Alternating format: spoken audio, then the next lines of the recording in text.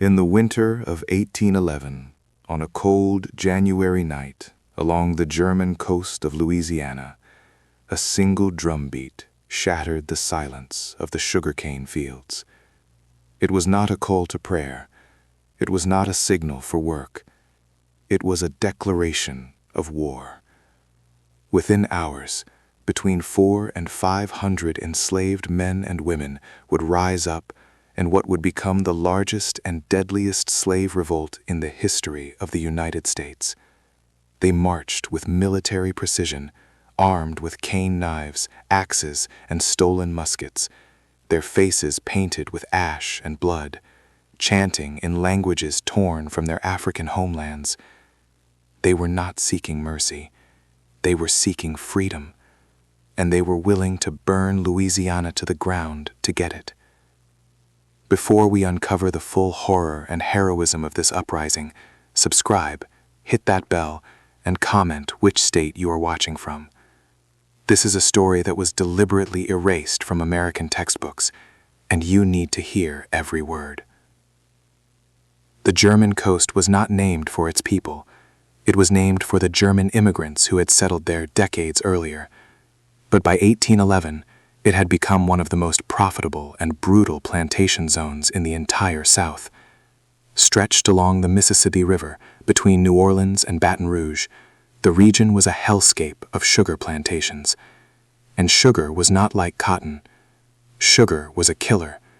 The work was backbreaking, the hours endless, and the death rate among enslaved workers was catastrophic.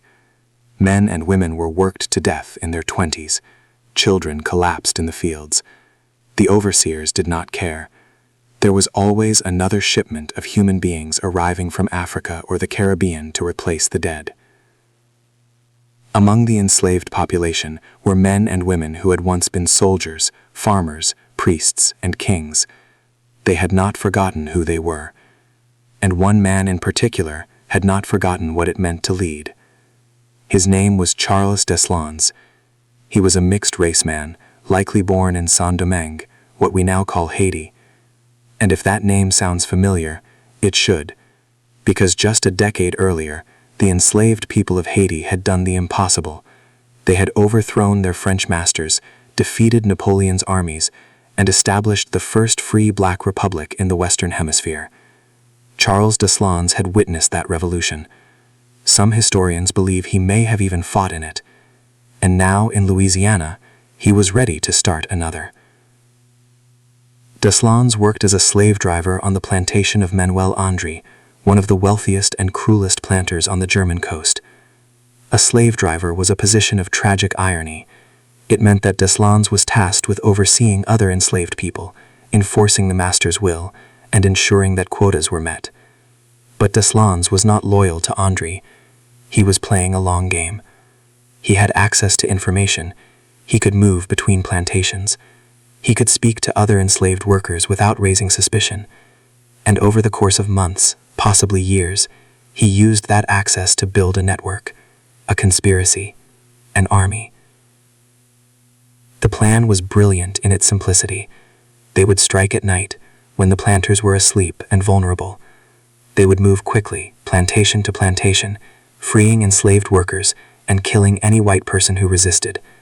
They would seize weapons, horses, and supplies, and they would march on New Orleans, the largest city in the region, where they would demand freedom or die trying. It was audacious, it was terrifying, and it almost worked. On the night of January 8, 1811, the uprising began. Deslondes and a core group of rebels attacked the Andre plantation. They set fire to the main house and stormed inside with cane knives and axes. Manuel Andre was struck in the head and left for dead, though he would miraculously survive.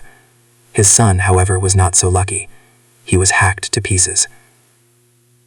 The rebels moved through the house with ruthless efficiency, killing overseers and destroying everything that represented the plantation's power. Then they rang the plantation bell.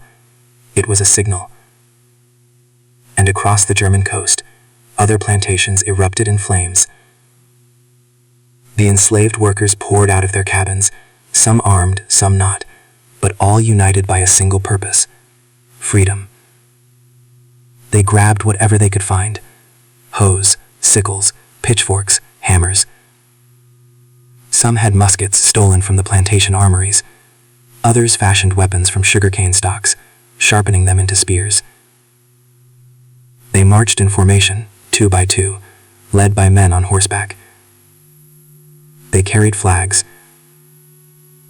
Some accounts say the flags were crude, stitched together from stolen cloth. Others say they were carefully prepared in advance, symbols of a new nation they hoped to build.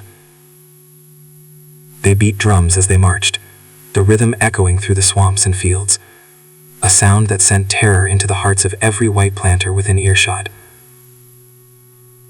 As the rebels moved downriver toward New Orleans, their numbers swelled. Plantation after plantation was liberated. Enslaved men and women joined the march, some bringing their children, some carrying torches, all of them chanting and singing.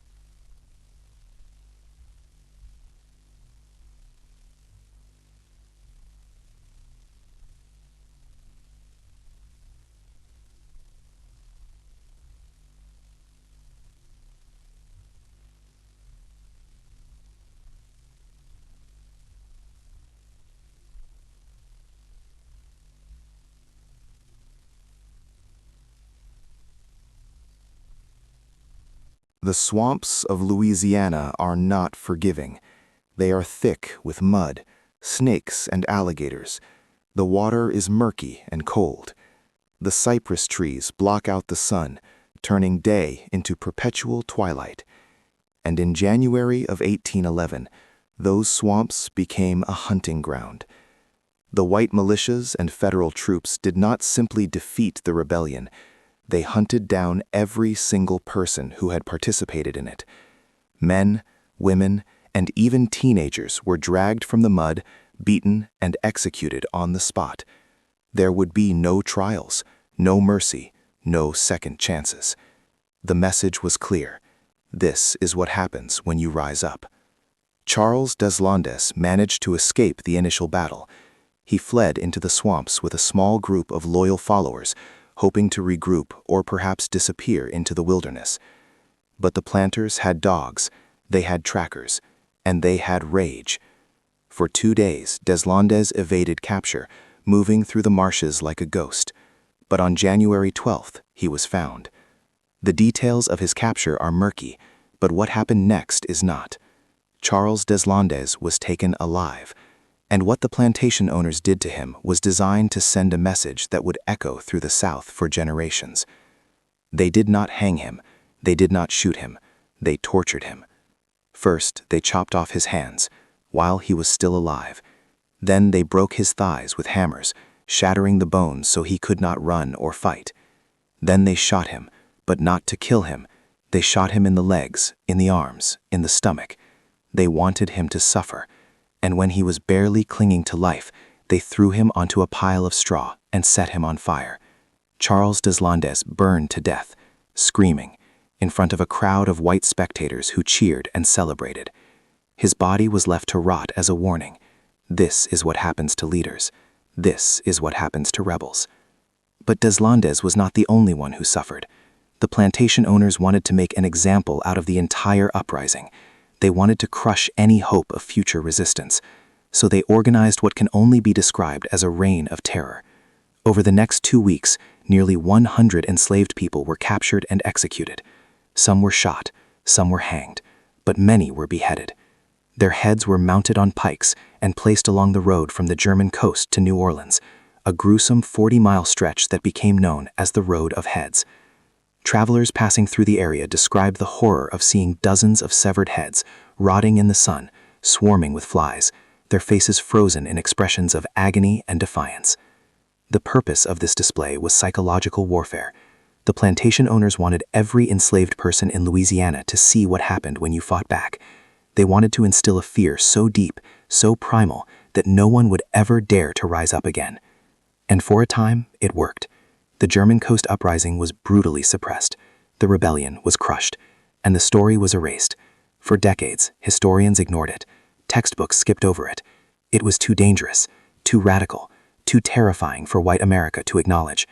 Because if people knew that enslaved men and women had organized a military revolt, had marched with discipline and courage, had nearly taken New Orleans, it would shatter the myth that slavery was a peaceful, paternalistic system. It would reveal the truth, that slavery was war, and that the enslaved fought back. But here is the thing about revolutions. They do not die. They echo.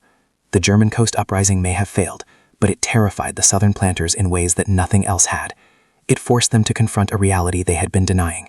Their entire economy, their entire way of life, was built on the labor of people who hated them, people who would kill them if given the chance. And that fear changed everything. After 1811, Louisiana and the surrounding states implemented brutal new laws. Enslaved people were forbidden from gathering in groups. Drumming was banned. Speaking certain African languages was criminalized. Plantation owners hired more overseers, built more jails, and increased patrols. They turned the South into a police state, all because they were terrified of another uprising. And they should have been, because the spirit of the German Coast Uprising did not die with Charles Deslondes. It lived on in whispers, in songs, in coded messages passed from plantation to plantation. It inspired other rebellions. In 1822, Denmark Vesey planned a massive uprising in Charleston, South Carolina. In 1831, Nat Turner led a rebellion in Virginia that killed nearly 60 white people and sent shockwaves through the South. These men knew about the German coast. They knew that resistance was possible, and they were willing to die for it. But let us return to January of 1811, because there is another side to this story that rarely gets told. The story of the people who survived. Not all of the rebels were captured. Some escaped into the swamps and were never found. Others were hidden by sympathetic enslaved workers on plantations that had not joined the uprising. And a very few, managed to flee Louisiana entirely. There are fragmentary records, oral histories passed down through generations, of men and women who made it to Spanish Florida, to the free black communities in the Caribbean, even to the northern states where slavery was being abolished. These survivors carried the memory of the uprising with them. They told their children and their grandchildren, and those stories, though suppressed and distorted, survived. One of the most haunting aspects of the German Coast Uprising is how little we know about the people who fought in it.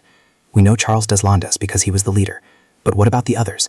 What about the men and women who marched beside him, who carried the flags, who beat the drums, who set fire to the plantations? Most of them are nameless. Their stories were never written down. Their graves were never marked. They were erased from history, deliberately and systematically, because acknowledging them would mean acknowledging that enslaved people were not passive victims. They were warriors. Consider this. The German Coast Uprising involves somewhere between 400 and 500 people. That is not a mob. That is an army. And armies require planning, coordination, and leadership. The rebels had to communicate across multiple plantations without being detected. They had to gather weapons and supplies. They had to choose a date and time for the attack. They had to organize formations and assign roles. All of this happened under the noses of the plantation owners, the overseers, and the militias. It was a logistical miracle, and it was done by people who were legally considered property, who were denied education, who were brutalized and dehumanized every single day of their lives. The fact that they pulled it all at all is a testament to their intelligence, their courage, and their unbreakable will to be free. To understand the German Coast Uprising, you have to understand Haiti. Because what happened in Saint-Domingue between 1791 and 1804 was not just a revolution. It was a nightmare that haunted every single slave owner in the Americas. The Haitian Revolution was the only successful slave revolt in human history. Enslaved Africans rose up against the French colonial government, defeated 3 European empires, Britain, Spain, and France, and established an independent nation. They killed their masters. They burned the plantations. They created a constitution that declared all men free and equal. And they did it with machetes, stolen guns, and sheer determination. The news of Haiti's success spread like wildfire through the slave populations of the Caribbean and the American South. Plantation owners tried to suppress the information. They made it illegal to talk about Haiti. They punished anyone caught discussing the revolution. But you cannot silence hope. Enslaved people found ways to communicate. They sang songs with coded lyrics. They told stories around fires at night. They whispered the name Toussaint Louverture, the general who had led the Haitian rebels to victory. And they dreamed. They dreamed of doing the same thing in Louisiana, in South Carolina, in Virginia, in every corner of the South where slavery existed. Charles Deslondes was almost certainly influenced by the Haitian Revolution. Some historians believe he was born in Saint-Domingue and may have been brought to Louisiana as a refugee after the Revolution. Others think he was born in Louisiana but had direct contact with Haitian immigrants who fled to New Orleans in the early 1800s. Either way, the tactics used in the German Coast Uprising bear a striking resemblance to the tactics used in Haiti. The nighttime attacks, the use of drums and flags, the targeting of plantations in a systematic, coordinated fashion, the military discipline. These were not accidents. Deslondes had studied the Haitian Revolution, and he was applying its lessons to Louisiana. But Deslondes was not working alone. The German Coast Uprising required a network of co-conspirators, informants, and supporters, and that network was vast. We know the names of a few key figures: Quamina, an enslaved man who helped plan the initial attack on the André plantation; Harry Kenner, who served as one of Deslondes' lieutenants and led a group of rebels during the march; Cook and Quoc Etienne, brothers who brought weapons and recruits from a neighboring plantation. But these men were just the visible tip of a much larger organization. There were dozens, maybe hundreds of people involved in the planning and execution of the revolt, and most of them were never identified. How did they communicate? How did they organize across multiple plantations without being detected? The answer lies in the invisible networks that enslaved people built within the system of slavery itself. Plantation owners thought they had total control. They monitored the movements of enslaved workers. They punished anyone who left the plantation without permission. They used slave patrols to hunt down runaways. But they underestimated the intelligence and resourcefulness of the people they enslaved.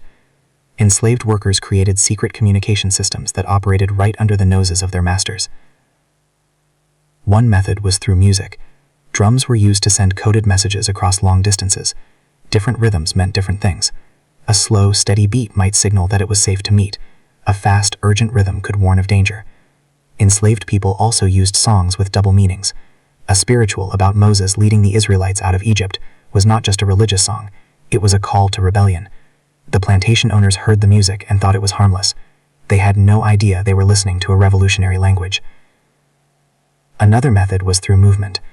Enslaved people who worked as drivers, like Charles Deslondes, had more freedom to travel between plantations. They delivered messages, recruited allies, and gathered intelligence. Some enslaved workers were hired out to neighboring plantations, giving them access to different communities. Others were sent on errands to New Orleans, where they could meet with free black people and gather information about political developments. The plantation owners thought they were controlling this movement, but in reality, they were facilitating a communication network that stretched across the entire German coast. There were also safe spaces where enslaved people could meet in secret. The woods and swamps around the plantations were dangerous, but they were also free from surveillance. Enslaved workers would slip away at night, claiming they were hunting or fishing, and gather in hidden clearings to plan and strategize. These meetings were risky. If they were discovered, the punishment was brutal. But the risk was worth it, because in those hidden spaces, enslaved people could speak freely. They could organize. They could imagine a world without masters. The German Coast Uprising also had support from an unexpected source: free people of color.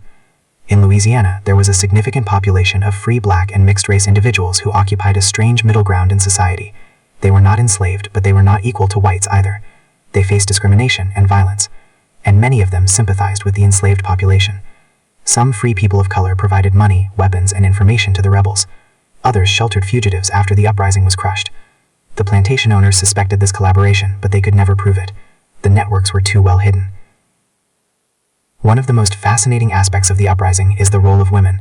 History tends to focus on male leaders like Charles Deslondes, but women were absolutely essential to the success of the revolt. They carried messages, they hid weapons, they fed and sheltered the rebels. They provided intelligence about the movements of overseers and militias, and some of them fought. There are accounts of women marching with the rebels, armed with knives and clubs, ready to kill or die for freedom. Their names have been lost to history, but their contributions were vital. Consider the logistics of organizing a revolt involving hundreds of people. You need food, water, weapons, and shelter. You need to know which plantations are vulnerable and which ones have heavy security. You need to coordinate the timing of the attacks so that multiple plantations are hit simultaneously. You need to keep the plan secret, even though dozens of people know about it. This requires an extraordinary level of trust, discipline, and organization, and it requires leaders who can inspire people to risk everything. Charles Deslondes was that kind of leader. Accounts from the time describe him as charismatic, intelligent, and fearless. He spoke multiple languages, including French, Creole, and possibly several African dialects.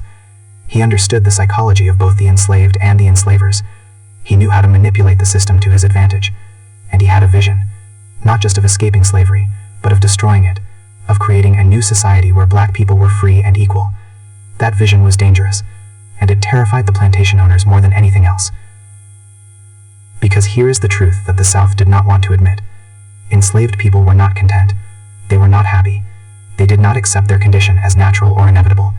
They hated slavery with every fiber of their being, and given the opportunity, they would fight. The German Coast Uprising proved that. It shattered the myth of the loyal, docile slave. It revealed that slavery could only be maintained through constant, brutal violence, and it forced the plantation owners to live in fear. Fear that one day the drumbeat would sound again. Fear that the next uprising would succeed. After the rebellion was crushed, the plantation owners tried to erase it from memory. They did not want anyone to know how close they had come to losing everything. They suppressed documents, they intimidated witnesses.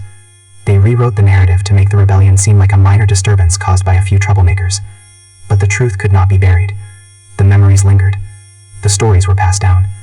And today, more than 200 years later, we are finally starting to understand the full scale and significance of what happened on the German coast in January of 1811. War is not chaos.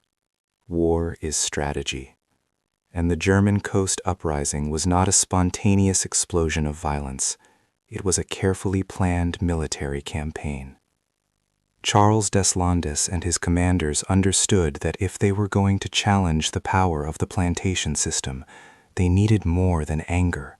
They needed tactics. They needed discipline. They needed to fight like soldiers. And that is exactly what they did. The rebellion began at approximately 10 o'clock on the night of January 8th. The timing was deliberate, late enough that most of the plantation owners and overseers would be asleep, early enough that the rebels could move quickly and cover significant ground before dawn. The first target was the Andre plantation, where Charles Deslondes worked. This was not a random choice. Andre was one of the wealthiest and most brutal planters on the German coast. Killing him would send a powerful symbolic message. It would prove that no master was untouchable. Deslondes led a core group of between 20 and 25 men in the initial attack. They moved silently through the darkness, armed with cane knives, axes, and a few stolen muskets. They surrounded the main house and set fire to the outbuildings. The flames drew the attention of the household, and when Manuel Andre and his son rushed outside to see what was happening, the rebels struck. Andre was hit in the head with an axe. His son was cut down with knives. The violence was swift and brutal. The rebels were not interested in negotiations or half measures. They were there to kill. But the attack on the Andre plantation was just the beginning. As soon as the main house was burning, the rebels rang the plantation bell. This was a prearranged signal. Across the German coast, enslaved workers on other plantations heard the sound and knew it was time to move. Within hours, the rebellion spread to at least a dozen plantations. Enslaved men and women poured out of their quarters, armed themselves, and joined the march. The speed and coordination of the uprising suggests that the planning had been meticulous. Everyone knew their role. Everyone knew where to go and what to do. The rebels organized themselves into military formations. They marched in columns, 2 by 2, with armed men on horseback leading the way. They carried flags, possibly red or black, symbols of revolution and death. They beat drums to maintain rhythm and morale. The sound of those drums echoing through the night terrified the white population. It was a sound they associated with Africa, with rebellion, with savagery. But for the enslaved workers, it was a sound of power. It announced that they were no longer victims. They were warriors. As the rebel army grew, it became more organized. Charles Deslondes appointed lieutenants to command different sections of the march. These men were chosen for their intelligence, their courage, and their ability to lead. They enforced discipline. They kept the formations tight. They made sure that stragglers did not fall behind. This was not a mob. This was an army on the move. And it was moving with a clear objective: New Orleans. Why New Orleans? Because it was the largest city in the region and the center of political and economic power. If the rebels could take New Orleans, they could seize the arsenal, free thousands of enslaved people, and potentially hold the city hostage. They could demand recognition as a free state, negotiate with the federal government, or use the city as a base to launch further attacks. It was an ambitious plan, and it required speed, surprise, and overwhelming force. The rebels moved quickly, covering nearly 25 miles in 2 days. They liberated plantation after plantation as they marched. Enslaved workers who had been too afraid to join the initial attack now saw the size and power of the rebel army and threw in their lot with the revolution. By the time the army reached its peak, it numbered somewhere between 400 and 500 people. Some were armed with muskets and pistols stolen from plantation armories. Others carried farm tools, cane knives, scythes, and homemade spears. A few had nothing but their fists and their rage. The weapons they used tell us a lot about the nature of the rebellion. Muskets and rifles were precious. There were not enough to go around, so they were given to the best shots and the most experienced fighters. Cane knives were the most common weapon. These were heavy, machete-like blades used to cut sugarcane. In the hands of a strong man, a cane knife could take off a limb with a single swing. Axes and hatchets were also common. They were tools that enslaved people used every day, so no one questioned why they had them. But in a rebellion, they became weapons of terrifying efficiency. Some of the rebels fashioned spears by sharpening the ends of sugarcane stalks or attaching blades to wooden poles. Others used clubs and hammers. A few carried torches, which served a dual purpose. They provided light during the night march, and they could be used to set fire to buildings. Fire was a powerful psychological weapon. It destroyed property, created chaos, and forced the plantation owners to focus on saving their homes instead of organizing a defense. The rebels also used psychological tactics. They chanted as they marched, calling out in African languages and Creole. They painted their faces with ash and blood, making themselves look fearsome and otherworldly. They deliberately left bodies and burning buildings behind them as a warning. The message was clear: join us or be destroyed. For enslaved workers on the plantations they passed, the choice was stark: stay and risk being killed by the rebels for siding with the masters, or join the rebellion and risk being killed by the militias if the revolt failed. Many chose to join, because for the first time in their lives, they saw a chance of freedom.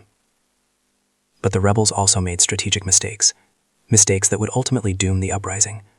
The first mistake was speed, or rather the lack of it. The rebel army moved quickly for the first day, but by the second day, they had slowed down. Why? Because the army had grown too large. Coordinating the movements of 500 people, many of whom were women, children, and elderly individuals, was difficult. The rebels also stopped to liberate more plantations, which took time, and every hour they delayed gave the white militias and federal troops more time to organize. The second mistake was underestimating the response. Charles Deslondes and his commanders believed that the element of surprise and the size of their army would be enough to overwhelm any opposition. They did not anticipate how quickly the white population would mobilize. Manuel Andre, despite being gravely injured, managed to escape and raise the alarm. Within hours, militias from neighboring parishes were riding towards the German coast. Federal troops stationed in New Orleans were deployed, and plantation owners, armed and desperate, formed posses to hunt down the rebels. The third mistake was the route. The rebels marched along the main road that ran parallel to the Mississippi River. This made sense tactically, because it was the fastest route to New Orleans, and it allowed them to hit as many plantations as possible. But it also made them visible. There was no cover, no place to hide. The militias knew exactly where the rebels were and where they were going. If the rebels had moved through the swamps and forests, they might have been harder to track. But moving that many people through difficult terrain would have been slow and chaotic. Deslondes chose speed and visibility over stealth, and it cost him. On January 10th, the rebel army reached the plantation of Jacques Fortier, about 15 miles from New Orleans. They were exhausted. They had been marching for 2 days with little food and no sleep, and it was there, on Fortier's land, that the militias caught up with them. The white forces numbered around 80 men, significantly smaller than the rebel army, but they had something the rebels did not: discipline, training, and firepower. The battle began in the early afternoon. The militias formed a line and opened fire with muskets and rifles. The first volley tore through the rebel ranks, killing dozens instantly. The rebels tried to return fire, but most of them had never used a gun before. Their shots went wild. The militias reloaded and fired again, and again. The rebels, realizing they were outgunned, tried to charge. It was a desperate, courageous move, but it was also suicidal. They cut them down. Bodies fell in heaps. Blood soaked the ground. The rebels who were not killed in the initial assault broke ranks and fled. Some ran towards the swamps. Others scattered into the sugarcane fields. A few tried to surrender, but the militias were not taking prisoners. They shot the wounded where they lay. They chased down the fleeing rebels and killed them with bayonets and sabers. It was a massacre. The swamps were filled with the sounds of screaming. Not the screams of battle, but the screams of hunted men and women begging for their lives. The militias and plantation owners did not stop after the battle at Fortier's plantation. They spread out across the German coast like a plague, searching every cabin, every field, every hiding place. They dragged people out of the mud. They pulled them down from trees. They found them hiding in barns, in cellars, in chicken coops, and they killed them. Not quickly, not mercifully. They wanted these deaths to hurt. They wanted these deaths to be remembered. Over the next 2 weeks, nearly 100 people were executed. Some were shot in the back of the head and dumped in mass graves. Others were hanged from trees, their bodies left swinging in the wind for days. But the plantation owners reserved the worst punishments for the leaders and the most defiant rebels. These men and women were subjected to tortures that were designed to break not just their bodies, but their spirits. And their deaths were turned into public spectacles. Charles Deslondes was captured on January 12th. The exact circumstances of his capture are unclear. Some accounts say he was found hiding in a sugarcane field. Others say he was betrayed by an enslaved person who was trying to save their own life. Either way, when the militias found him, they knew they had caught the most dangerous man in Louisiana, and they were determined to make an example out of him that would echo through history. They brought him to a clearing near the Deslondes plantation. A crowd gathered: plantation owners, overseers, militiamen, and even some enslaved people who had been forced to watch. What happened next was not an execution. It was ritualized murder. The militiamen tied Deslondes to a post. Then they took axes and chopped off his hands. He screamed, he bled, but they were not finished. They broke his legs with hammers, shattering his thighs so completely that the bones splintered through the skin. Then they shot him, not in the head, not in the heart. They shot him in the stomach, in the groin, in the arms. They wanted him to suffer as long as possible. When Deslondes was barely alive, gasping and convulsing in agony, they untied him from the post and threw him onto a pile of straw. Then they set it on fire. Charles Deslondes burned to death, screaming until his lungs gave out, while the crowd watched. Some cheered, some looked away, but no one intervened. Because this was not just about punishing one man. This was about sending a message to every enslaved person in the South. This is what happens when you fight back. This is what happens when you dare to dream of freedom. But the planters were not satisfied with just killing the rebels. They wanted to create a landscape of terror. So they organized something that had never been done before in the United States. They decided to publicly display the bodies of the executed rebels as a warning. And not just a few bodies, dozens of them. They beheaded the corpses and mounted the heads on pikes. Then they placed those pikes along the road from the German coast to New Orleans, a distance of nearly 40 miles. It became known as the Road of Heads. Imagine traveling that road. Imagine being an enslaved person forced to walk past mile after mile of severed heads. Some of the heads were fresh, the eyes still open, the mouths frozen in expressions of agony. Others had been there for days, rotting in the Louisiana sun, the flesh peeling away, the skulls beginning to show. Flies swarmed around them. Vultures picked at the remains. But that was the point.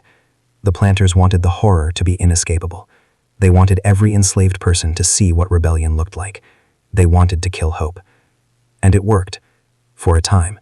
The German Coast Uprising was crushed so thoroughly, so brutally, that it paralyzed the enslaved population. People were terrified to even whisper about resistance. Plantation owners increased their surveillance. They banned drums. They forbade gatherings of more than a few people. They hired more overseers and armed them with whips and guns. They turned Louisiana into a police state, and the memory of the rebellion was deliberately erased from the historical record. But here is what the plantation owners did not understand. You cannot kill an idea. You can kill the people who carry it. You can torture them, behead them, display their bodies as warnings. But the idea of freedom does not die. It spreads, it hides, it waits, and it comes back stronger. The German Coast Uprising sent shockwaves through the entire South. Plantation owners in South Carolina, Georgia, Virginia, and Mississippi heard about what had happened in Louisiana and panicked.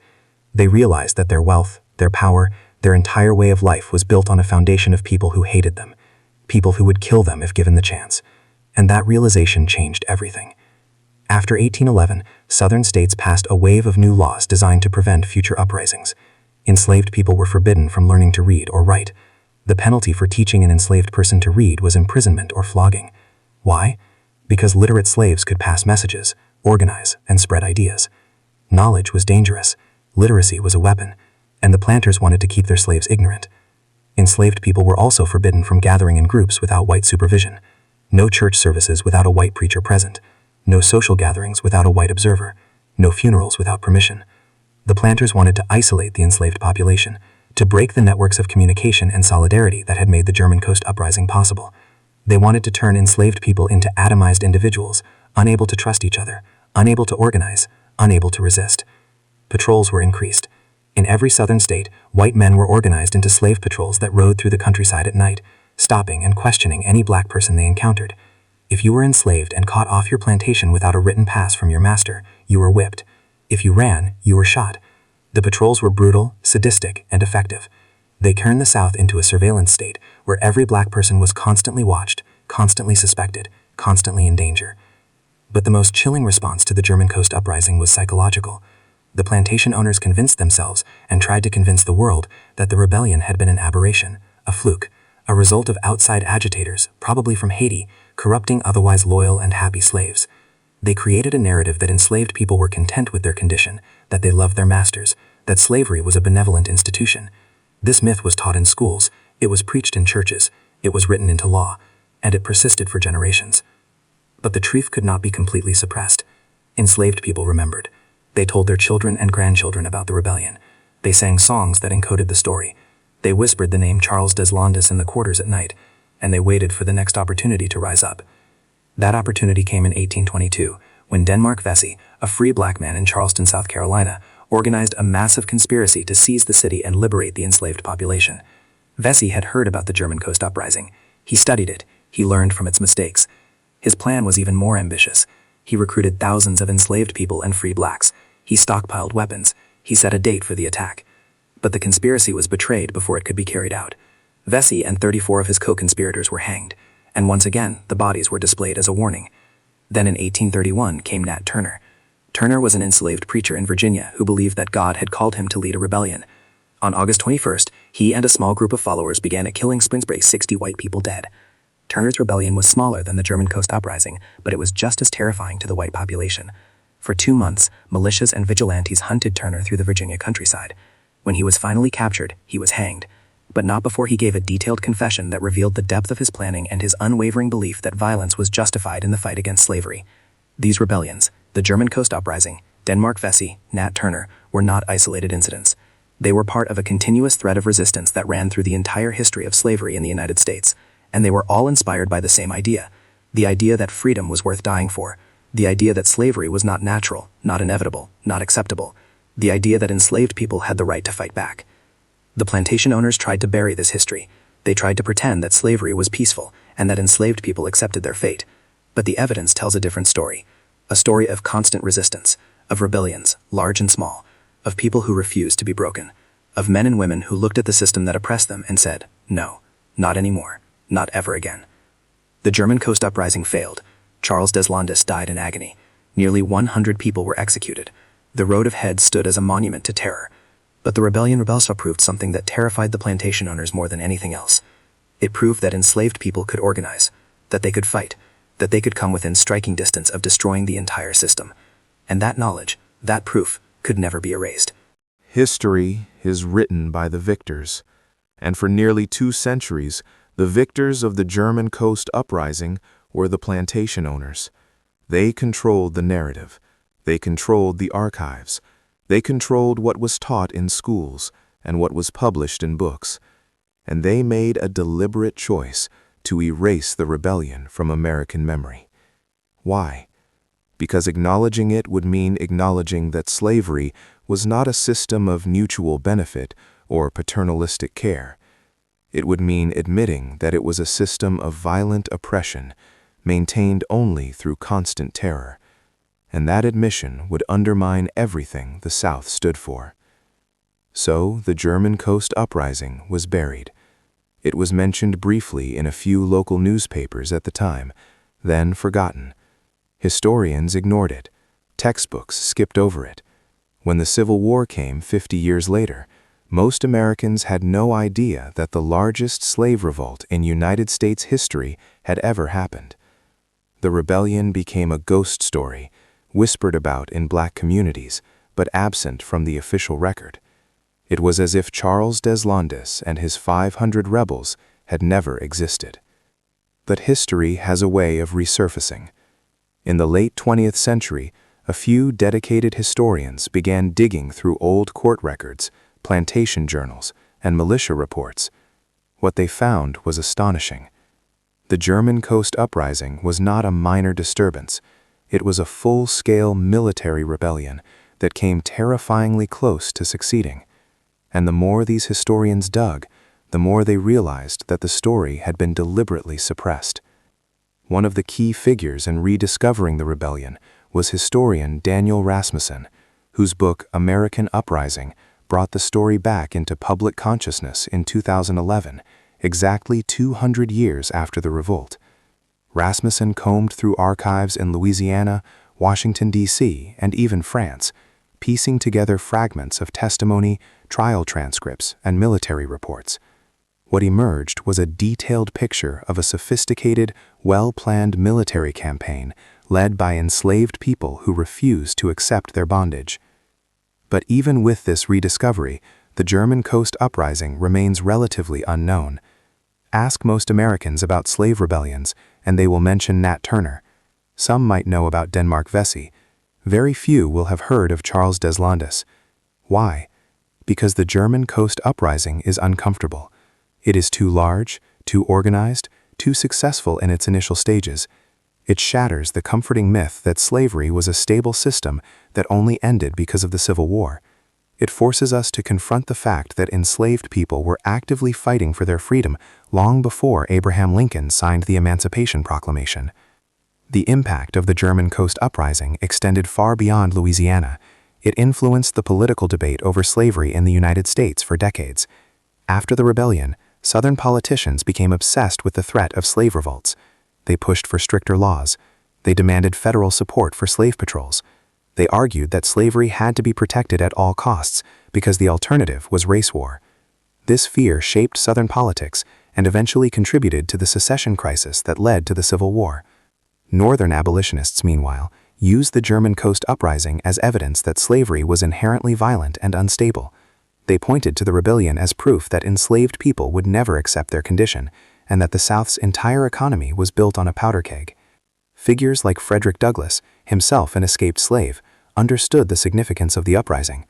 Douglass wrote extensively about slave resistance and argued that enslaved people had the right to use violence to secure their freedom. He saw Charles Deslondes and Nat Turner not as criminals, but freedom fighters. The rebellion also had a direct impact on the legal structure of slavery.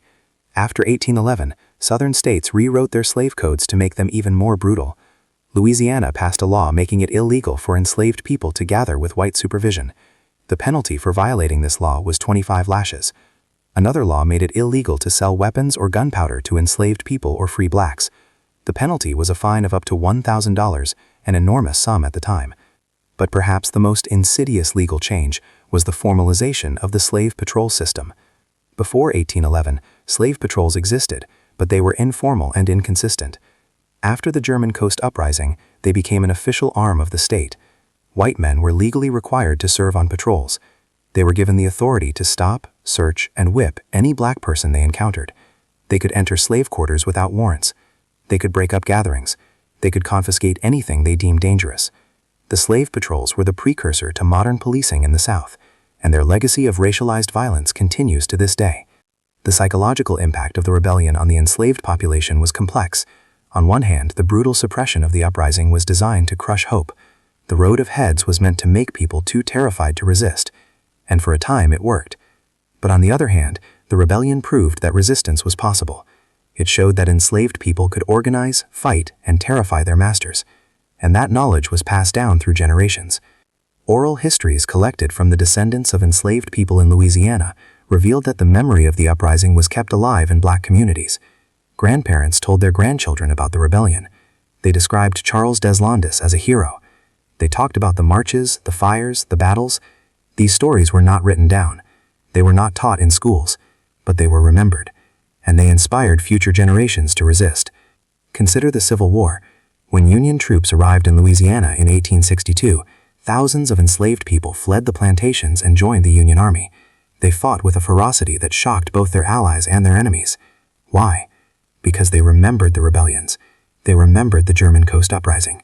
They knew that freedom was worth fighting for, and they knew that violence was sometimes necessary to achieve it. One of the most powerful moments in the rediscovery of the German Coast Uprising came in 2011, when a group of activists organized a reenactment of the Rebel March. They walked the same route that Deslondes and his army had taken 200 years earlier. They carried flags, they beat drums, and they stopped at each plantation that had been liberated during the original uprising. At each stop, they read the names of the rebels who had been executed. It was a way of honoring the dead, a way of saying, "We remember. You did not die in vain." The reenactment was emotional. Some participants wept, others sang. A few spoke about their own ancestors who had been enslaved on the German coast. One woman, a descendant of enslaved people from the region, said something that captured the significance of the event. She said, "For 200 years they tried to make us forget. They tried to bury this story. But we are here, and we are remembering, and that is an act of resistance in itself." The German Coast Uprising also raises important questions about how we tell the history of slavery. For too long, the dominant narrative has focused on enslaved people as victims, passive, helpless, waiting to be saved. But the truth is more complex. Enslaved people were not just victims. They were resistors, they were fighters, they were strategists and organizers.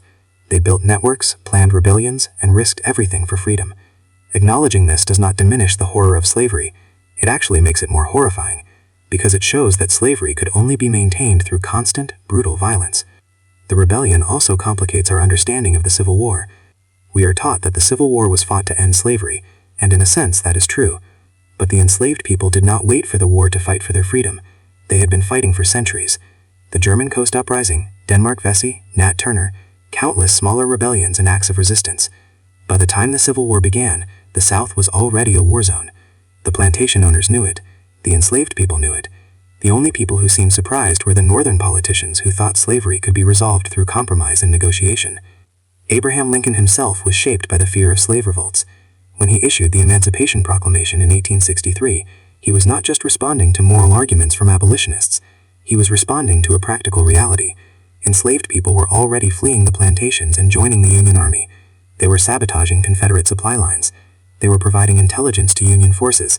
They were, in effect, waging their own war of liberation. Lincoln recognized that emancipation was not just the right thing to do, it was a military necessity. The German Coast Uprising also connects to broader patterns of resistance in the African diaspora: the Haitian Rebellion, the Maroon communities in Jamaica and Brazil, the Zhang Rebellion in medieval Iraq. Everywhere that slavery existed, enslaved people resisted. They fought back. They created cultures of resistance that survived despite unimaginable violence. The German Coast Uprising was part of that global struggle, and understanding it helps us understand the broader history of Black resistance and liberation. Today, there is a small memorial on the German coast commemorating the rebellion. It is not large, it is not well known, but it is there, and it serves as a reminder that history is not just about what is written in textbooks.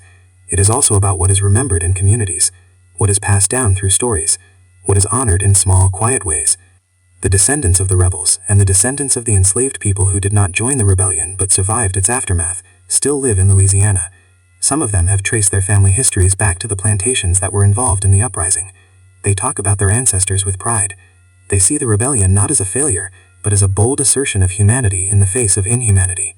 If you think the German Coast Uprising is just ancient history, you are wrong. The systems of control, surveillance, and violence that were used to suppress that rebellion did not disappear when slavery ended. They evolved. They adapted.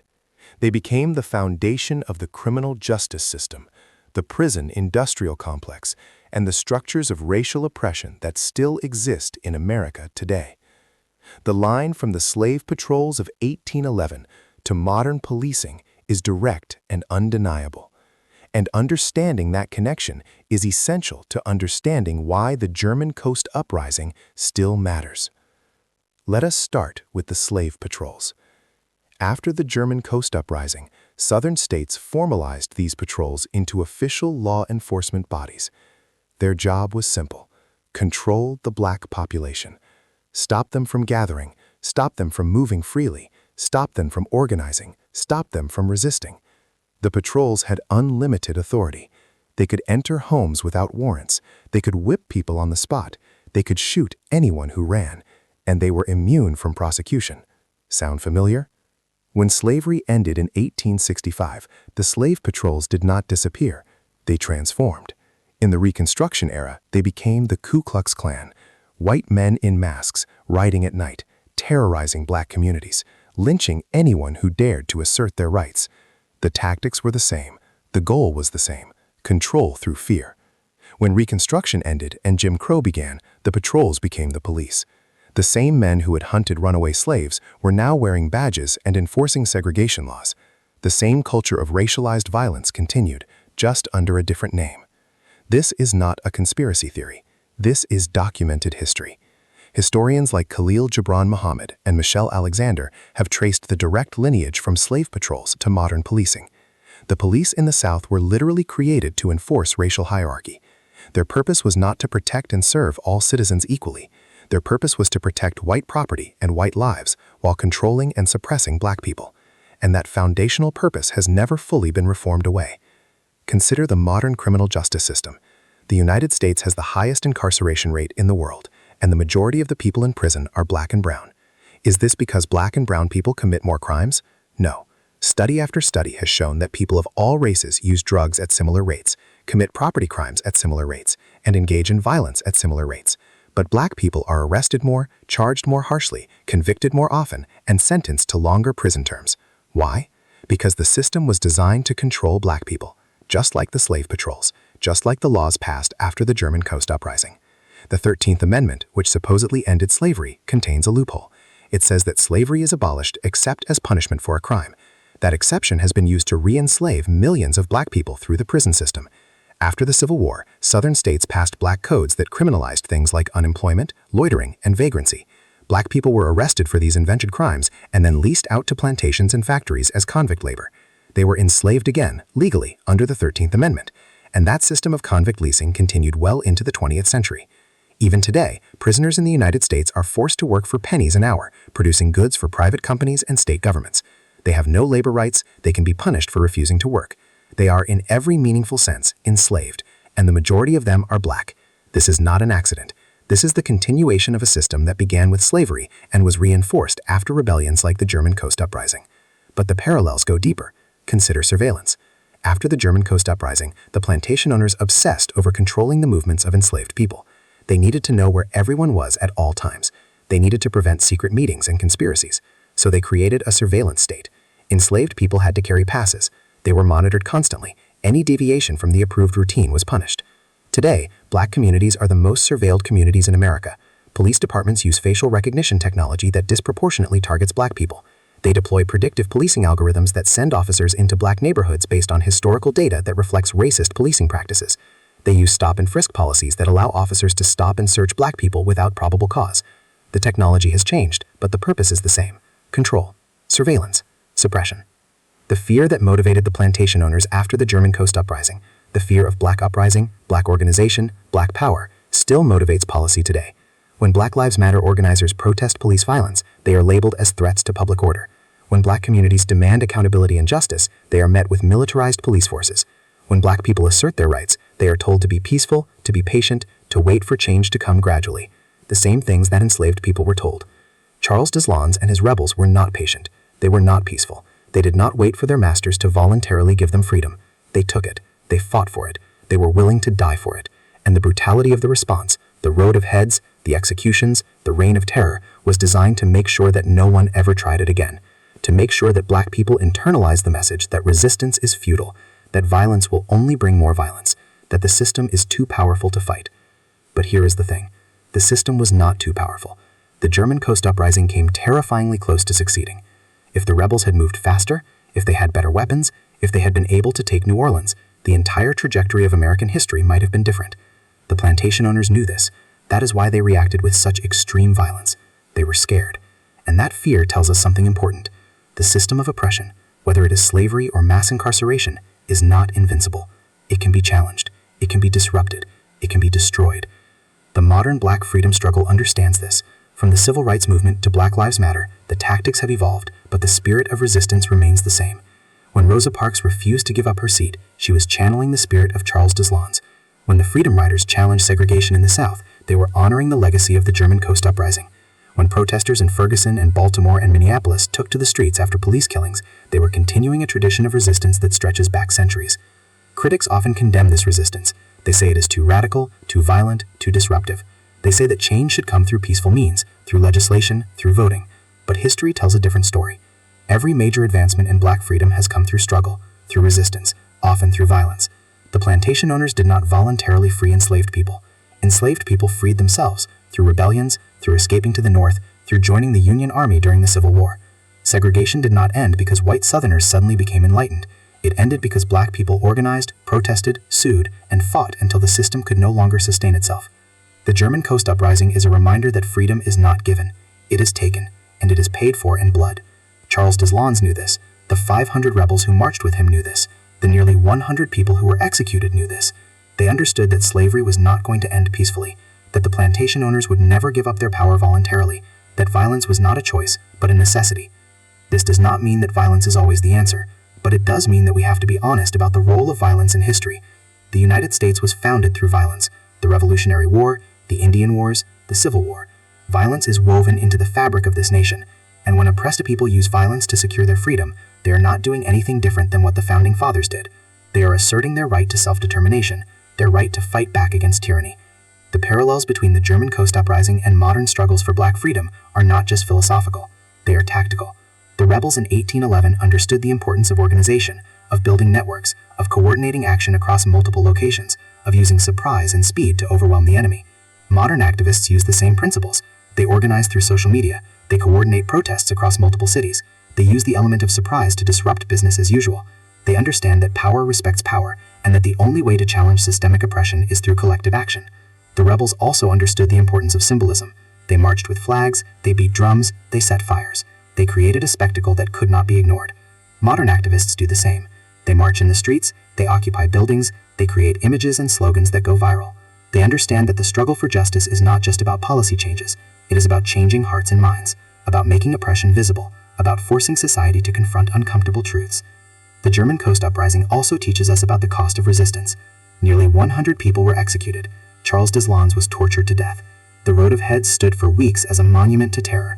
The price of fighting back was unimaginably high, but the rebels paid it because they believed that a life in slavery was not worth living, that freedom was worth dying for, and that even if they failed, their struggle would inspire others. That lesson is still relevant today. Activists for black freedom face harassment, arrest, violence, and even death. People like Fred Hampton, assassinated by the FBI. People like Michael Brown and Breonna Taylor, killed by police. People like the Charleston Nine, murdered in their church by a white supremacist. The cost of resistance is still high, but people keep resisting. Because the alternative, accepting oppression, accepting injustice, accepting a system that treats black lives as disposable, is unacceptable. The German Coast Uprising did not succeed in its immediate goal. Charles Deslondes and his rebels did not take New Orleans. They did not overthrow the plantation system. They did not establish a free black republic in Louisiana. But they did something more important. They proved that resistance was possible. They showed that enslaved people were not passive victims waiting to be saved. They were warriors. They were strategists. They were human beings who valued freedom more than life itself. 215 years later, we are still living with the consequences of that rebellion. The systems of control that were put in place to prevent another uprising evolved into the structures of racial oppression that exist today. The slave patrols became the police. The surveillance state became the prison industrial complex. The fear of black uprising became the justification for mass incarceration. The plantation became the ghetto. The chains became invisible, but no less real. But we are also living with the legacy of resistance. Every generation of black Americans has produced its own Charles Deslondes, people who refused to accept oppression, people who organized, fought, and sacrificed for freedom. From Harriet Tubman to Malcolm X, from Fannie Lou Hamer to Assata Shakur, from Martin Luther King Jr. to the organizers of Black Lives Matter. The spirit of the German Coast Uprising lives on in every act of resistance, every protest, every demand for justice. The story of the German Coast Uprising was buried for 2 centuries because it was too dangerous to tell. It contradicted the myth that slavery was a benign institution. It revealed that the entire Southern economy was built on terror and violence. It showed that enslaved people were willing and able to rise up and destroy the system that oppressed them. The plantation owners understood that this story, if widely known, could inspire other rebellions. So they erased it. They destroyed the evidence. They rewrote the history books. But the truth always finds a way out. And now, in the 21st century, we are finally beginning to understand the full significance of what happened on the German coast in January of 1811. We are learning the names of the rebels. We are tracing the routes they marched. We are honoring their sacrifice. And we are asking ourselves hard questions about the systems of oppression that still exist in America today. The German Coast Uprising matters because it forces us to confront the reality that freedom has always required struggle, that justice has never been granted voluntarily by those in power, that resistance, even violent resistance, has been necessary throughout history to challenge tyranny. This is an uncomfortable truth, but it is the truth. Charles Deslondes died in agony. His body was burned. His name was erased. The Road of Heads stood as a warning for weeks. But he won. Not in the way he hoped. not in his lifetime, but in the long arc of history. He won. Because slavery ended, because black people are free, and because his story, once buried, is now being told. The rebellion failed, but the fight continues. And as long as there is oppression, there will be resistance. As long as there is injustice, there will be people willing to fight for freedom. The German Coast Uprising was not the end. It was the beginning. And the struggle that Charles Deslondes and his 500 rebels started 215 years ago is still being waged today. Remember their names, honor their sacrifice, and never forget that freedom is not free. It is paid for in blood, sweat, and the unbreakable will of people who refuse to be enslaved.